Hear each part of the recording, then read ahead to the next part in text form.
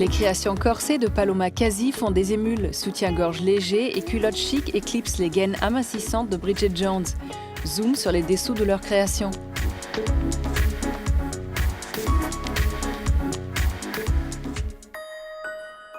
Elle bouscule les codes de la lingerie traditionnelle en faisant de l'artisanat d'art que les femmes veulent porter.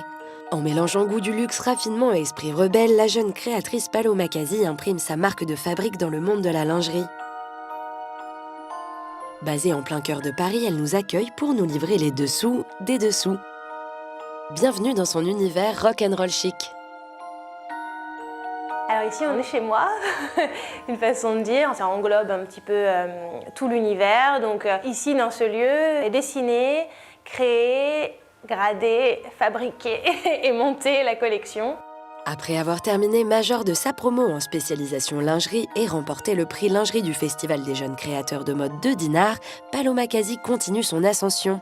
Son style, un cocktail explosif entre éloge des matières et des coupes inattendues. J'ai un univers assez rock'n'roll, dont toutes les créations sont développées en noir et en ivoire. Très graphique, assez épuré dans le style. Le message principal, c'est de montrer les matières, de les mettre en valeur et puis surtout mettre en valeur la femme à travers les matières. On travaille qu'avec des tissus spécifiques, la dentelle de Calais évidemment, la soie de Lyon, les broderies françaises.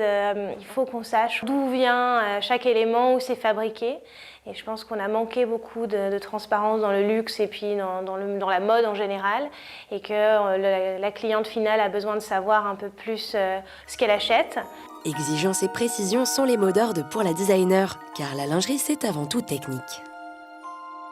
Il faut que ça aille, il faut que ce soit confortable. Beaucoup de femmes disent la première chose que je fais quand je rentre chez moi, c'est que j'enlève mon soutien-gorge. Ça veut dire qu'il y a un problème, soit la taille n'est pas bonne, soit il y a un défaut quelque part. Donc on essaye de faire le maximum de la lingerie qui ne se sent pas, qui est vraiment, c'est une seconde peau. Je pense que c'est très important de pouvoir plaire à toutes les femmes. C'est surtout de s'adapter à toutes les femmes, quelle soit leur taille, leur morphologie et leur goût. C'est à la mode aujourd'hui de s'adapter à la cliente et plus à la cliente de s'adapter à la mode.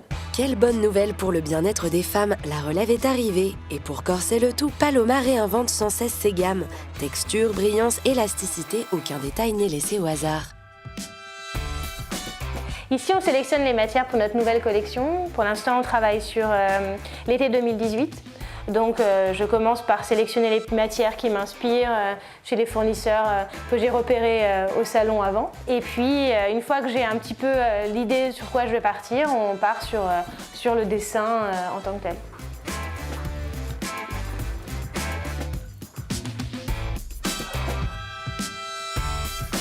Donc ensuite ici on est dans l'atelier, c'est là où on va fabriquer les pièces. Une fois que le modèle est dessiné, on fait un patronage. En fait le patronage c'est la version papier de ce qu'on va fabriquer. Et puis une fois que le patronage est fait, on trouve son placement sur la dentelle. Donc c'est simple, par exemple il y a un milieu motif qu'on va placer au milieu. Et ensuite, une fois que c'est épinglé, on le coupe. Et donc, une fois qu'on a le patron, on passe à la machine.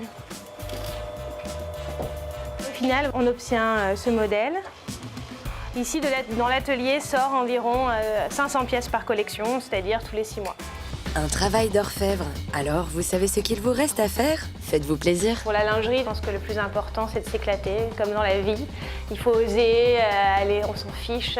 C'est un soutien-gorge, on met un pull dessus, personne ne le sait. Il faut arrêter, sortir du beige, sortir du tous les jours. Tous les jours est un jour un peu exceptionnel et il mérite qu'on porte une lingerie exceptionnelle.